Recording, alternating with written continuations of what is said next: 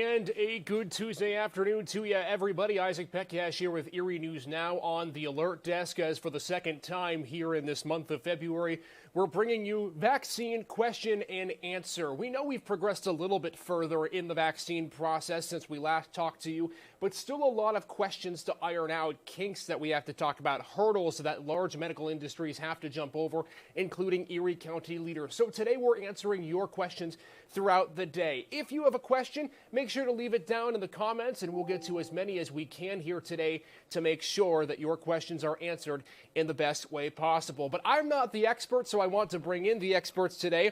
And those two experts that we have with us right now, Dr. Brandon Singh, he's the director of LECOM's Pharmacy Residency Education Program, and of course, Director Melissa Lyon at the Erie County Health Department. Both of you, thank you for joining me. Of course, a very big topic, as we know, vaccines still on the front of everyone's mind.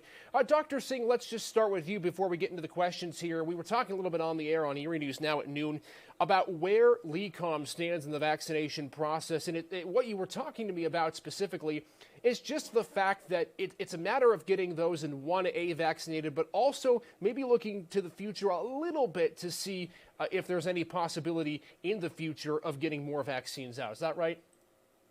Yeah, absolutely. And again, like we discussed before, our big focus right now is getting to those high-risk populations within the community, those elderly patients, those patients, between the ages of 16 and 64 that have comorbidities that put them at higher risk for more severe COVID disease. That's the focus now, but absolutely our mind is not off of those other individuals because ultimately, the goal is to get everyone vaccinated and to achieve that herd immunity.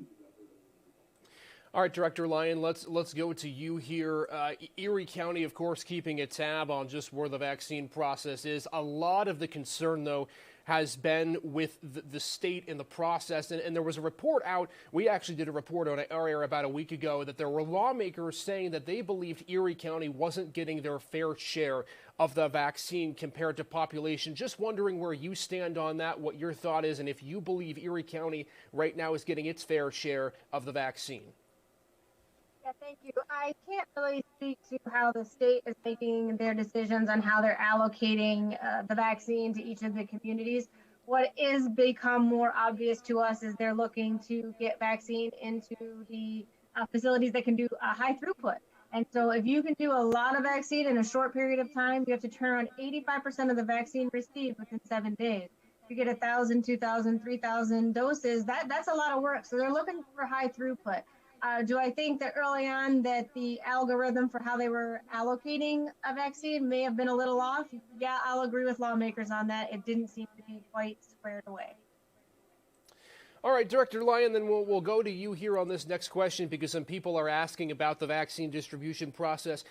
Do you believe there is a more fair algorithm or a better way that as we move through the vaccination process and more vaccines come out, that there could be a better way, a more effective way to distribute the vaccine besides what the state's going off of now? Yeah, so it's really difficult for me to speculate. I've not been in charge of what it would look like to get the entire Commonwealth vaccinated. I think that's a really heavy lift. I think that's a difficult job for the state health department to be coordinating and organizing. In the past, they had done things on population or per capita. I was surprised that the per capita approach didn't materialize, but it does make some sense if you think about if there were parts of the Commonwealth that were harder hit, parts of the Commonwealth that were less likely to have access to health care. I think they took into consideration some very important aspects of the pandemic in their decision making. So it's hard for me to speculate. If you could do it better, we're gonna move along with what they are doing. Vaccine is showing up and it is getting into people's arms, and that's the great work that's happening. All right, Dr. Singh, a question for you here. We're starting with, let me see if I can go to Rodney as our first question. Rodney, thanks for sending it in. Rodney's talked about the fact that he's allergic to eggs. Is it safe for me to get the shot? But Dr. Singh, I'll expand on that. If you're allergic to certain things, is there any allergy people should be worried about having that might give them an allergic reaction to the vaccine? And it's a great question. First off, to speak to egg allergy, of the vaccines that are currently available in the U.S., they do not contain egg components, so that is not an issue. All that really is an issue in terms of allergy, or if you have a specific allergy to the COVID vaccine itself, or any of its components. So those would be the only situations in which could potentially create a contraindication for the vaccine. Is there any allergy in specifics that you've seen people when they come through LeadCom and receive the vaccine that have had the most major maybe allergic reaction, whether that be eggs, whether that be the outside world, whatever it might be, allergic reactions? No, we've been very fortunate that we haven't had any severe allergy to any of the vaccines that have been administered.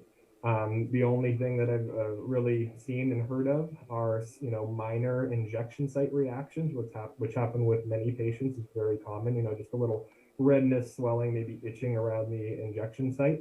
But we've been very fortunate to not experience any severe allergy. Alrighty, these next questions can be opened up to the entire floor. We're going to go to Joanna here on Facebook. In Joanna's situation, she says, I've called everywhere around Erie. My husband and I are 70 and 63 with underlying health issues, but we're told we have to wait until June to get the vaccine. Why is that the case? So I guess I can speak first to that.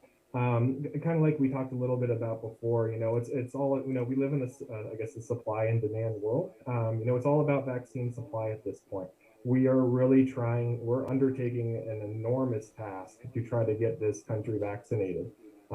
So I think that's probably the major issue that's causing the issue that they are concerned of.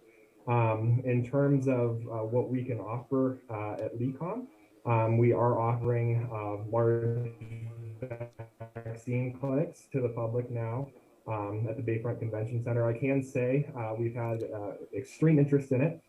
We are currently booked through the end of March, but I definitely encourage people to keep looking back at our website, lecommisaging.com, where you can actually go ahead and sign up for a specific time to come. Just keep checking back, even though we're booked through the end of March. Things could open up. Patients get vaccines elsewhere, and those spots can't open up, so keep checking back. And Director Lyon, I'll kind of go to you then on this one because there's a similar question asked by Bill here. They're asking, why aren't vaccine centers taking reservations? Is it along the same lines as just the demand still outweighs the supply, or is there an underlying thing people should know about as well? No, it really is. The demand is just outlasting the supply. And what I've understood is when supply, so you order weekly. This is what happens. So it's important to know, like every facility orders weekly. They put in what amount they're requesting. The state receives all of those requests and then they fulfill them based on what they know they're getting from the federal government. And to my knowledge, everyone's orders are usually cut back. So if you order 2,000, you may only be allocated 1,000. And what happens is they build out a schedule to get 1,000 doses into people's arms. And those fill so quickly within minutes, if not, it's so competitive right now. So I wouldn't discourage anyone thinking I won't get one until June. Keep checking. As vaccine opens up, there'll be more slots and we'll find a way to get vaccine to the community. It's very challenging and I understand people's frustration. I do. Director, are you able to tell the people who are curious or concerned about not getting a vaccine if you have a timetable or if you're confident that in the next few months, few weeks, whatever it might be, that people will be able to have easier access, or are you still just not sure at this point? Yeah, so I think using the two vaccines that we know that are available, Moderna and Pfizer, I don't necessarily know that there'll be a significant change in the supply from those two manufacturers. However, the Johnson & Johnson vaccine is going through its emergency use authorization right now. It'll be a 1 dose. And if they have manufacturing ramped up, as I've heard that they do, that will open up another supply of vaccine, a different product, and that could be a game changer for getting vaccine to the community a bit faster. And as well, it won't take 2 doses to have you fully vaccinated. It's just 1 dose. So really looking forward to the Johnson & Johnson product hitting the market. Dr. Singh, let's go to you off of that as we're waiting for more questions to go in. I'm sure LeCom, as well as the other major hospitals in Erie, have had talks. When the Johnson & Johnson vaccine gets approved, how are we going to incorporate that into our distribution plan? I'm just asking you here today, if and when the Johnson & Johnson vaccine were to get approved, does LeCom have an idea, a path forward of how they plan to implement that vaccine into their distribution process? Well, I mean, currently, LECOM is implementing both vaccines, Pfizer and Moderna. Mostly Moderna now, but we also have strong plans to implement the Pfizer vaccine as well. And absolutely, given what was mentioned before about the advantages of the vaccine, the one dose, I can definitely see plans for that to be used. And even just from a logistics standpoint, administering a one-dose vaccine, to the public is a much simpler process versus, having to, make sure that those people come back for the second dose, and, just overall better efficacy overall, since we can make sure the full dose is given. So absolutely. Doctor, we've heard from a lot of health experts, whether it be in the area or around the state, that if the Johnson & Johnson vaccine comes out, that could lead to an increased chance of getting more mass vaccination sites out there. Specifically with the Johnson & Johnson vaccine, would that allow you, would the implementation of that allow you to have more mass vaccination centers? And if so, could you potentially start expanding outward of phase 1A and start vaccinating people, let's say in phase 1B or C, provided you have enough doses? Yeah, I mean, again, with the introduction of the Johnson & Johnson vaccine to the market, that just increases supply. So that alone will potentially allow for, increase, needles into arms, increase administration of the vaccine, and potentially increase clinics for the public. All right, we're talking with Dr. Brandon Singh at LECOM, also talking with Health Director of Erie County, Melissa Lyon. Director Lyon, I want to take this to you now. We're on the topic of mass vaccination clinics. We saw AHN St. Vincent come out with one on Sunday. LECOM, of course, having theirs at the Bayfront Convention Center. And we talked to County Executive Kathy Dahlkemper on Sunday, and she was telling us that she would like, at some point in the near future, to start expanding some sites out to rural areas. Can you just kind of explain to me what exactly that means and what that might look like for places, let's say Albion, Edinburgh, Union City, places like that that maybe haven't had access to get the vaccine, as has places close to the city in Erie County? Great. Thanks for the question. So we have weekly planning calls with our health system partners. LECOM's one of those health system partners that's with the planning and implementation, and we take a look at what barriers and challenges we have facing us. And really, we know getting to the rural locations is one of those challenges. As of now, knowing that we need this high throughput in order to keep vaccine coming to our community, it's going to be challenging to set up something that would be of magnitude to put that number of people through in a rural community. So it would take some planning and some really great scheduling, if that makes sense. Because if we end up missing any of the parameters that the state health department needs, such as 85% of the doses out in 7 days, 24-hour turnaround time and data, if that's not done, then they will stop us from receiving vaccine from subsequent weeks. So we have to be very cautious on how we balance those requests from the state, but also get vaccine to the community. But I can assure you that it is in our planning assumptions and how we're going to address it. Thank you. And so on top of that, as a follow-up, even if you can't get, let's say, mass vaccination sites out to the rural areas, we know Edinburgh University has already asked to be one. There are other locations as well in the rural areas that could potentially be a location. And I know you can't reveal those now, but is there a way that you could possibly still help rural areas without actually shipping vaccines out to places that are in rural areas in Erie County? So I think that the best solution that they have in place right now that makes sense to talk about is the federal pharmacy program. The federal pharmacy program is the United States government direct ships to those pharmacies, and pharmacies can then administer the vaccines. And that does not account toward our allocation from the state. So it's in addition to what the state is supplying. So the federal pharmacy program is a really great process, as well as they've been talking about the physicians will be getting vaccine as well. Once vaccine becomes widely available, your regular primary care provider will have access as well. So they're looking at that into the future. So there clearly are things in place that will impact that. For a large vaccination clinic as well, federal resources are being mobilized for that. Erie County is in conversations with the state what those federal resources could mean. If it's not for Erie County, for the region, right? So if we have a regional opportunity to vaccinate a lot of people multiple days in a row using federal resources, those are things that are being discussed.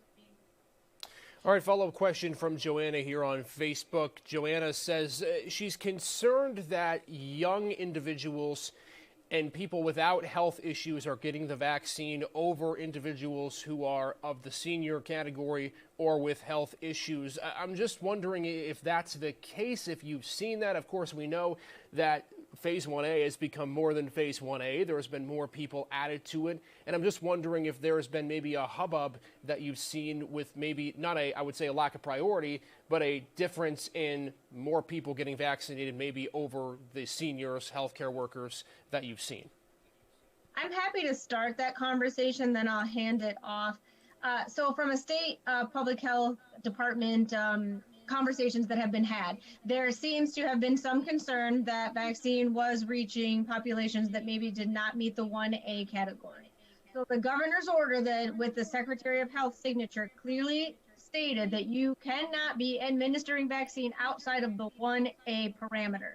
Now, what also happens is if you have an underlying health condition or a medical condition or one of those chronic issues, it's self-reported. They are not expected to demonstrate or show proof that they have one of those. And so the onus on the truthfulness of the individual is where this could also be occurring. So I need to let everyone know that there's no proof that demonstrates that. So, and I'll hand it over to the doctor to add additional detail. Thank you. Yeah, absolutely. And kind of like we talked about before, LECOM's focus in terms of getting the vaccine out to the public right now is those high-risk communities. And it is a requirement for anyone signing up for the vaccine clinics to meet the Phase 1A criteria. But again, it is a self-reported thing. So the possibility, for those vaccine jumpers, as we've heard them called in the media, it is possible, yes. But our focus is getting that vaccine out to the most high-risk population, those with chronic conditions, and our elderly population.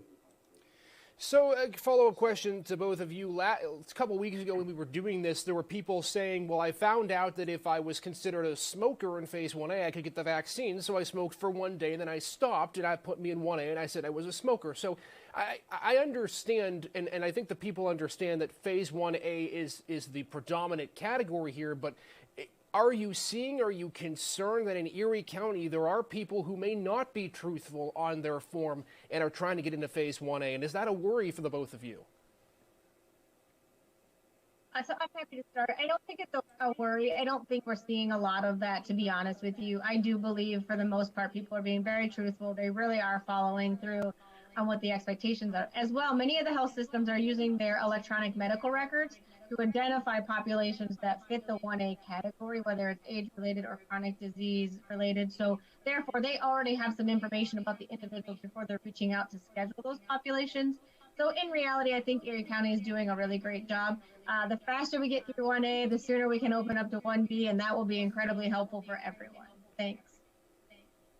Yeah, and I would echo that too. I don't personally have a concern. It's not something that we are specifically seeing or is being more reported to us on a large scale by any means. And I totally understand the concern in that regard, especially for those people that do truly have chronic conditions that do put them at risk. I totally get the concern. But I think overall in this county, I think we're in good hands. Dr. Singh, let's follow up with you here. There's a question here from Kathy, and this might be a good opportunity to explain information for LECOM and the health department here. Kathy is wondering, how do you find out where to sign up for the vaccine? It seems like such an easy question, right? But that's one of the most predominant questions we've gotten into our newsroom. People don't know where to go sign up, how to go sign up, and when they go, they say they can't. So from LECOM, best way to go up to sign up for the vaccine if you haven't already?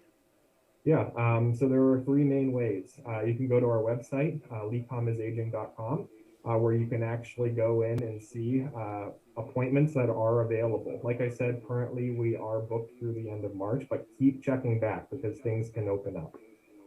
If you are not able to get online, you can always call 1-866-LECOM-19, and there should be someone available to talk to you.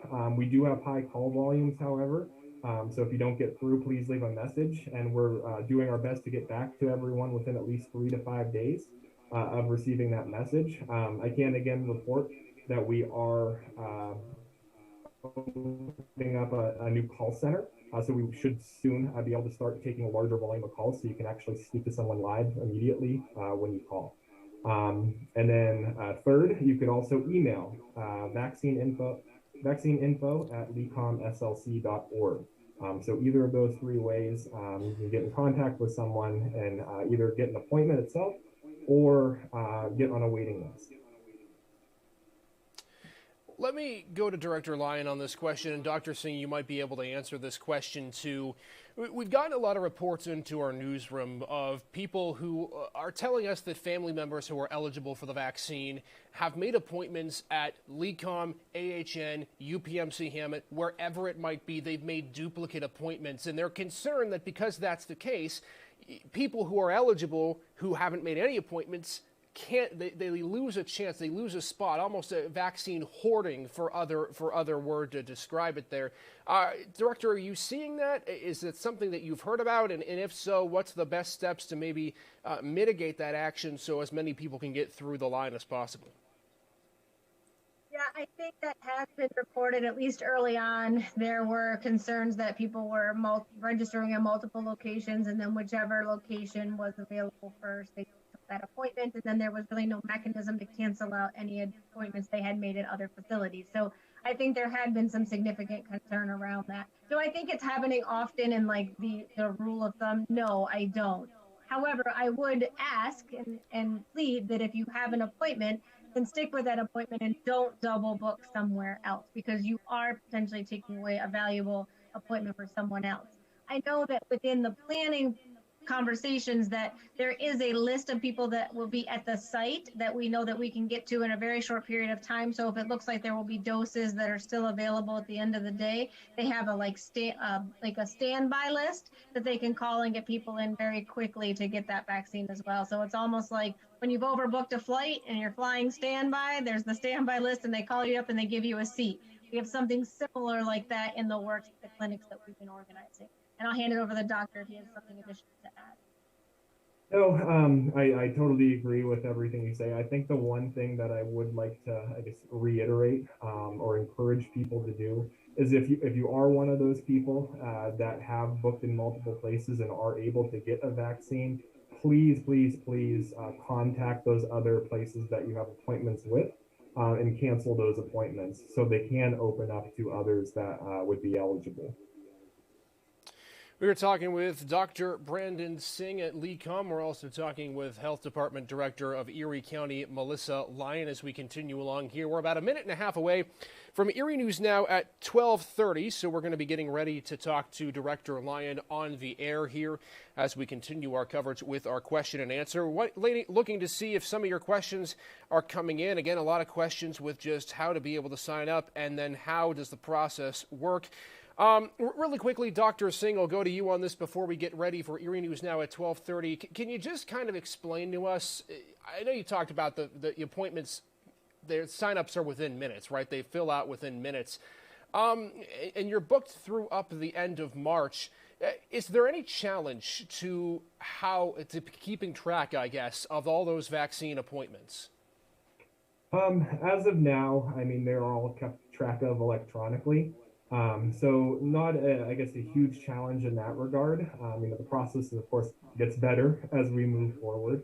I think, again, and kind of what we just talked about, the biggest challenge is people not showing up. And usually those are those people that have already, received a vaccine elsewhere.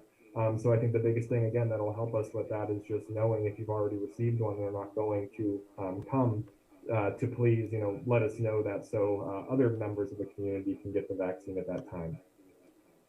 All right, Dr. Singh, Director Lyon, we will stand by here for just a minute or so. We're going to continue to stay on Facebook, so if you've got questions, send them in. In a couple minutes, we'll answer them. But right now, we're getting ready for Erie News Now at 12:30. We're going to be talking to Director Lyon in this segment.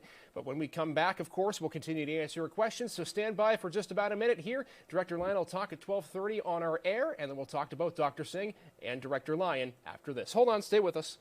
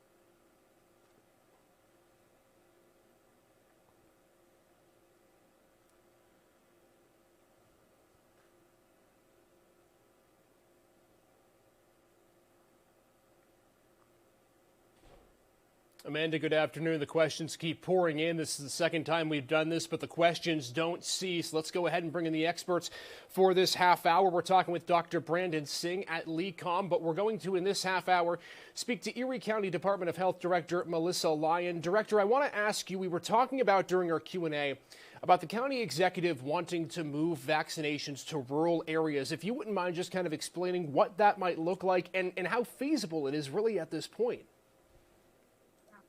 So we talked a little bit about how that could look to put mass clinics into the rural areas of Erie County. And as of now, the state health department is really expecting high throughput volume, right? So they're providing vaccine to the healthcare facilities that can do really high throughput, 2,000, 3,000 at a time. If we're not able to do that, then they will actually stop providing vaccine to the community because we're not meeting the expectations. So as we talk about this, it's in our planning assumptions that rural communities are going to need to have access. And how well would they show up to, let's say, meet the parameters of a mass clinic or mass vaccination clinic? So these are planning assumptions that we talk about. Some of the things that we know are in place is what's called the federal pharmacy program. So vaccine going directly to pharmacies in the rural areas where they can access vaccine in as it's available, and that is in addition to what the states receive from the federal government. So a nice addition to what we have. Also, there are federal resources that are being mobilized for this particular sort of scenario. How do we get into the rural communities? How do we use resources most effectively and efficiently to get people vaccinated that want the vaccine? So I can tell you that it's definitely in the works. I don't have great details on that now, but we haven't forgotten the rural part of Erie County. And Director, is there a way besides shipping vaccines directly to rural areas that it would be possible to even get some assistance, whether that's a mobile van, whether that's supplies, things of that nature, information? Is there something you can do without actually sending the vaccines there to be able to assist? So I think that if you have manpower and those that are receiving vaccines, so we're called vaccine providers, there's a number of them in the county. However, many of those vaccine providers are not getting vaccine right now because they don't have the capacity to meet the high throughput volume that the state wants. I mean, this really is about where the state is pushing vaccine. With the appropriate manpower, the appropriate resources, yeah, can we meet the community where they are? Absolutely. And is that in the planning phase? It absolutely is. Details yet not solidified. Details continue to be the predominant need here in Erie County as we're talking to Dr. Singh and Director Lyon. We're going to wrap it up here, but we are also going to continue our live stream of question and answers throughout the day until 1 o'clock and then from 4 to 7 here on Erie News Now. At the Alert Desk, Isaac Petcash, Erie News Now.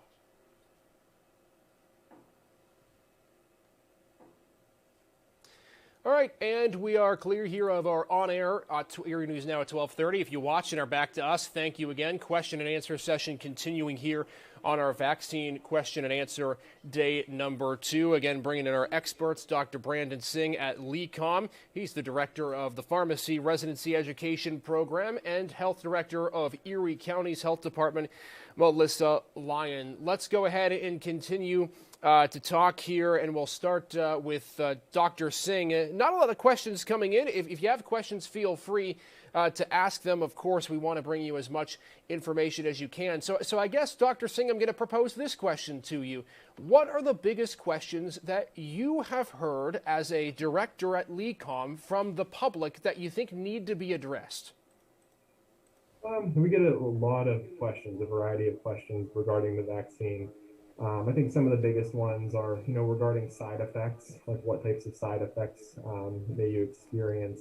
I get a lot of questions about which vaccine is best. So I think that those are some big talking points. To speak to that second one that I mentioned, which vaccine is best, really the big thing to know is that they're all about equally effective. Now, of course, you may hear in the media or see reported online the different efficacy rates of the vaccines, the ones that are currently available being 95% effective, which is fantastic, by the way. Comparing that to a good year of flu vaccine, which is usually 60 to 70% effective. So we're talking about very effective vaccines. And then with, ones that may be coming to market soon, like the Johnson & Johnson vaccine, you see things reported, numbers like 66% efficacy rate. But I think what the public needs to know in terms of efficacy of the vaccines is how effective they are at preventing severe disease and hospitalization, which all of them are about 100% effective in doing so.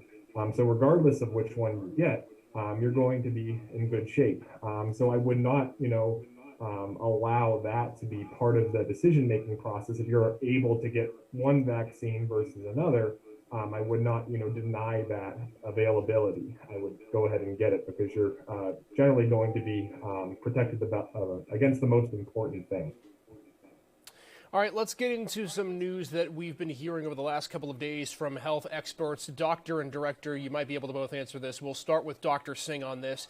There are new studies coming out that it's possible that one dose of the Pfizer vaccine might be effective enough to still build up either enough of those antibodies or provide enough protection against the coronavirus. Doctor, if you wouldn't mind, I'm sure you've heard of those studies. If you wouldn't mind just commenting on what your thoughts are on those, and if you believe one dose of the Pfizer and or Moderna vaccine could be enough to help people significantly still in some areas. Yeah, so you're not wrong in saying that a single dose does provide some level of protection. About 2 weeks after receiving the first dose of vaccine, either or, studies are showing that it's about 50%, maybe a little more, effective at preventing COVID. Now, with that being said, I would never recommend to only get a single dose. I would recommend to complete that 2-dose series, absolutely, because you're only protecting yourself further, and again, even more so further against the severe forms of the disease that ultimately cause hospitalization. So yes, you are provided some level of protection with one dose, but not full protection, and you should always receive the second dose if you've received the first. Director, any comments on that? No, I think Dr. Singh covered it completely. Okay, well then there's that, and we'll go back into our questions. Of course, new info coming out every single day, but again, there's still a lot to consider when it comes to the vaccine. Let's go to Jason here. Jason has a question for us. He says, if shot 1 and shot 2 of the Pfizer and Moderna vaccine are exactly the same, why are certain medical centers saying the doses they have currently can't be used for dose number 2? And this is open to the floor for anyone. I mean, I'm happy to start the conversation about, I will rephrase the question so that my answer is providing clarity to how I interpret that question. So the interpretation of the question I have is, one, is the mixing of product, right? So if you have Moderna, you don't want to get Pfizer's your second, or if you had Pfizer's your first, you don't want to have Moderna as the second. We're really trying to stick true to getting the same product for your dose 1 and dose 2. Then what we also want to make sure that's happening from a public health perspective is that we're moving ahead and getting people inoculated with the first dose vaccine. So they're reserving some pieces of that for first dose, but making sure that there should be adequate quantity for second dose, if that makes sense, at the appropriate time. And we're really trying to stick very true to that 21-day or 28-day, depending on which product is being utilized. So if we started to use that vaccine as we felt was appropriate from a provider perspective only, we may end up having some gaps in moving the first vaccine along rapidly, if that makes sense. So it's sort of a designation of this is how many first doses we want to be pushing out every week, and then having enough reserve for second doses in 3 weeks' time and keeping this rolling. So it's been a tricky logistical thing that we weren't planned to have to do this type of a vaccination with 2 doses and very specifically quick turnaround with 2 separate products. I'll be honest, vaccines have typically come in with a 1 dose and then a booster maybe many months later, not typically within weeks. So I'll let the doctor add the clinical perspective at this point. Thank you. Yeah, totally agree with everything. That's mainly, what we're seeing.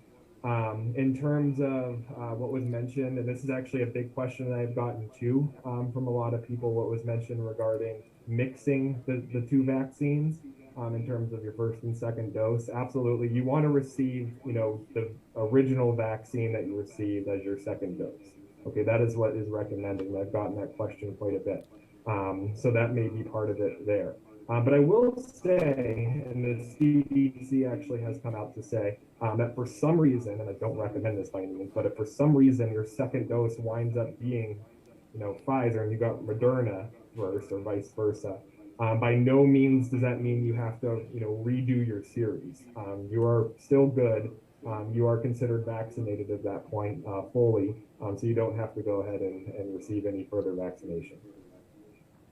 Let's go ahead and continue on that topic, Doctor. And I guess both of you are able to answer this question here. We talked about in our last Q&A session, there were a lot of questions about parents of college students or people that had already received their first dose, whether they were in phase 1A or whatever it might be, that had it at a location in which it just wasn't feasible to receive the vaccine. Again, I recall last time there was a student in Iowa that had received the vaccine, had come home because of COVID-19 concerns, and now needed to get their second dose in Erie. I don't know, Director Lyon, if you're seeing that where there are people who are maybe receiving their first dose out of state, coming back into state and hoping to get their second dose, and what's the best avenue to go about either rectifying that or going about that situation?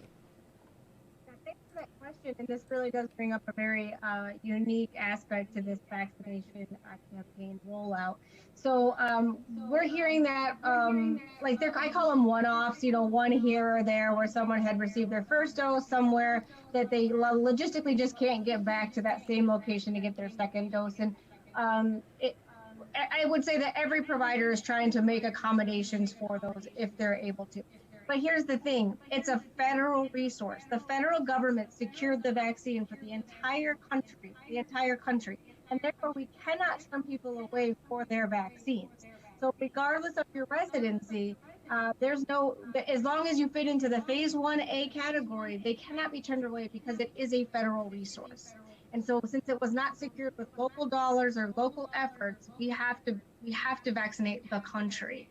I think where it would get a little tricky is really determining what product did they have, what date did they actually receive that vaccine, and how can you fit them into the schedule that's not the typical schedule on the rollout. So I would ask anyone that's experiencing that to just be patient, work through either a physician or one of the community health centers. Anyone that's willing to work with you on that, I think will get you a resolution. Thank you. And let's go to Dr. Singh now on this. A lot of back and forth there has been on how to distribute the vaccine. And what I mean by that is, do you make it so that there's less amount of first doses but ensure that everyone has a second, or do you try to do really what Pennsylvania is going for and get as many first doses in the arms of people as you can, while at the same time, of course, leaving enough for dose number 2? Do you feel Pennsylvania's method, Dr. Singh, has been effective, and have you seen that at your hospital where you've been able to still effectively distribute enough first and second doses so that you haven't, in essence, had a backlog where second doses haven't been available when people need them? Yeah, I mean, I think it's being done, for the amount of time that we've been given to prepare, I think it's being done as effectively as possible. And it's not something where, it's like, well, we need to get all these first doses out so we make sure everyone's, partially protected. No, we want full protection. That's what's really going to give us the herd immunity that we desire. So that's the most important thing. Allocation's obviously important. We've talked about that. Those second dose allocations are based off of, or at least partially based off of, how many patients have received the first dose. So, yeah, and I think I'll let Director Lyon speak to that further.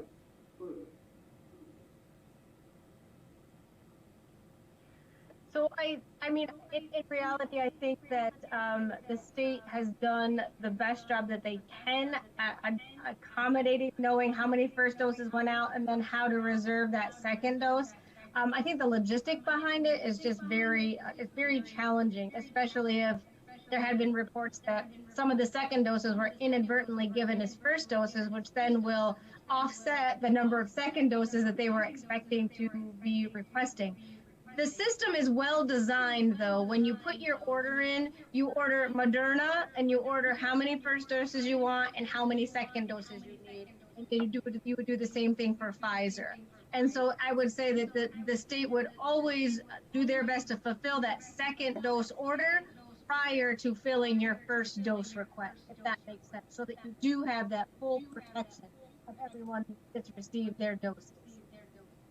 So the second dose taking, of course, precedent to make sure that people have those doses that they need. Director Lyon, Dr. Singh with me here for about another 13 minutes or so, and we're getting a lot of questions coming in, and I'll group them together here because they're very similar, of people frustrated about the eligibility of the vaccine, not talking about seniors or healthcare workers, but specifically people who fall into those underlying conditions, those COVID morbidity, if you might recall. People saying that if you're a smoker and you're 18, you shouldn't be allowed to receive the vaccine. So Phase 1A, we already know, has been expanded. There's been more individuals that have been put into Phase 1A category out of a basis of need.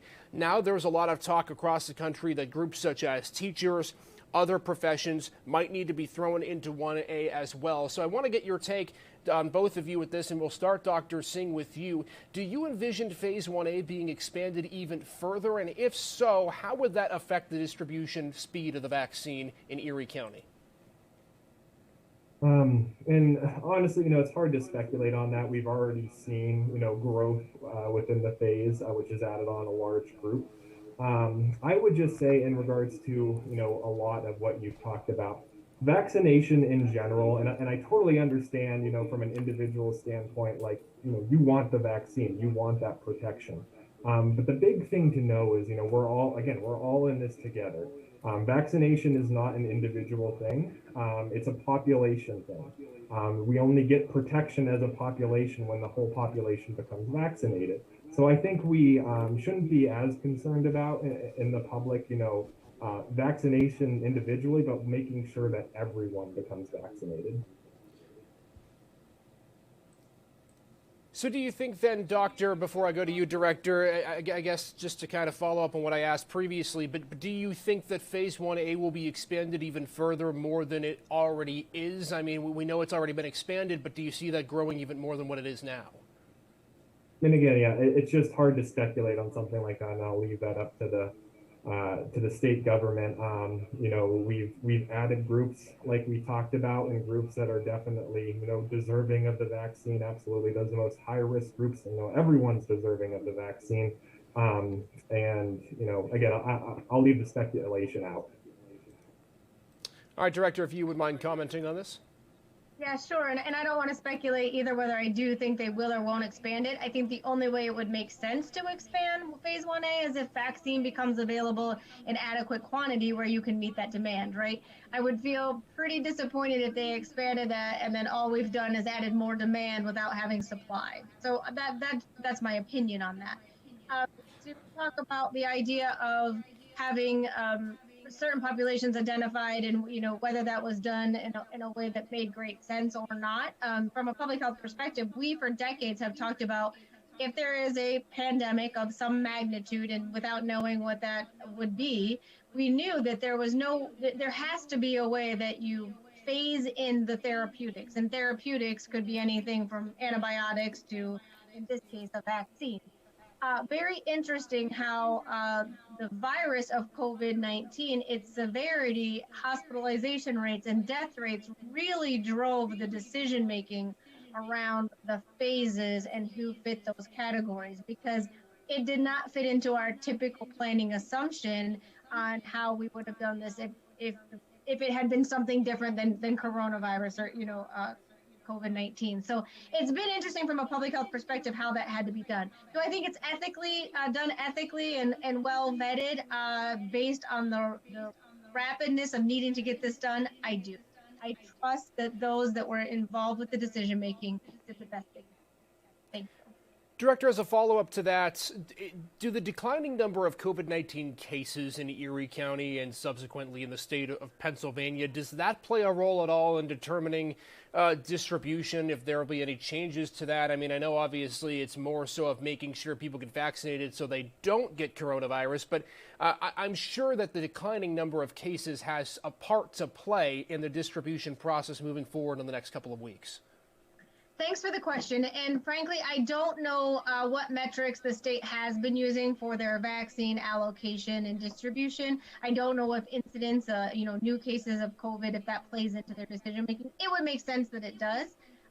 Interestingly enough, is I was asked earlier if I was happy with the numbers going down, and frankly, I feel that it's encouraging for sure. But one thing I had mentioned was I don't want individuals to think just because they've been fully vaccinated that they have full protection, right? So one of the really important things this is a great venue to talk about is even if someone has had received both doses, and even if they are 2 weeks out, which then at that point we would consider them at their prime full coverage or full protection. If they get symptoms that resemble COVID-19, and we all are pretty familiar with what they are, runny nose, stuffiness, coughing, low-grade fevers, the list, we would ask them to seek out some testing because we want to know just how effective was that vaccine. And then this also will help us understand if they are able to be infectious and can still spread the virus to others, right? Because we've talked about this protecting the individual, but we don't know that it protects their contacts. So there's still a lot of information that we need to really fully understand how the vaccine is working in our community, how effective it is, and are we still seeing transmission after people have been vaccinated. So I encourage individuals, if you're still experiencing symptoms, seek out testing, and we are going to really continue to make testing widely available. It's still on my radar, and we're working very hard at that. Thank you. All right, we are coming near the end of our Q&A session here, so we'll go last comments here on the floor. Before we get to last comments, Dr. Singh, I have a question for you. LECOM, of course, has been looking into, obviously, expanding vaccination, but they've also been looking into a potential mobile vaccination clinic, easier availability of scheduling. If you could just give us an update kind of where LECOM stands on that right now as we move toward the end of February. Mm-hmm. Yeah, and it's definitely, it's LECOM's goal to get the vaccine out to everyone, and even those individuals that are not able to travel in order to receive the vaccine. So yes, we currently do have those capabilities, but it all, falls back to, the supply. So we need the supply available in order to go ahead and mobilize that unit and be able to provide it on a larger scale. That unit, that mobile unit, currently is also being used for testing purposes too. So not just for administration of vaccine, but also for testing individuals out in the community. All right, Dr. Singh, we'll go to final thoughts here as we wrap things up. Any questions, concerns, comments, info moving forward that you think is important for the public to know? I mean, I know we've done this a couple of times, but it seems like every day new questions arise when it comes to the vaccine distribution process. Just from a perspective of a director at LECOM, what you think is important for the public to know and what they should take home today from this Q&A session? I think the most important thing for the public to know is, again, like kind of what we talked about before, we're all in this together. Yes, this is probably the biggest challenge that we faced in terms of, the allocation challenges that we faced, the public health crisis that we're currently facing. But we're all here for one another. Our goal as a community, and not just LECOM, but as a whole, is to get everyone vaccinated, to achieve the herd immunity that we need, so we can all get back to, some sense of our normal lives. So yeah, I think that's what I would leave it at. And Director Lyon, we know, of course, in Erie County, it's a matter of just making sure not just testing is ramped up, but tracing and making sure vaccine distribution in sites is key. I guess my final thoughts to you, just what plans Erie County might have in the works moving forward here. I know, obviously, they kind of stay secretive until they come out, but anything you think might be important to inform the public with here as we move forward and potentially extrapolate the vaccine to other areas? Yeah, so thank you so much. And to be honest with you, to get through this pandemic, in my opinion, from a public health perspective, there are three real prongs. Continuing to test, the disease investigation, contact tracing, which results into quarantine and isolation, and then the third prong is really getting vaccine available to the community. We're not doing anything intentionally to be secretive. There's just a ton of planning that goes into the efforts that move forward. The one piece of information I think is really important for everyone to know is that the Erie County government, in particular Erie County Department of Health, does not necessarily have the overall decision making for how the vaccine is rolled out. That really does stay within the parameter of the State Department of Health. And there are many aspects that I know individuals within the community think that the Erie County Department of Health should know or should be coordinating or responsible for. And in many cases, we are not. Right now, we are what's considered a vaccine provider.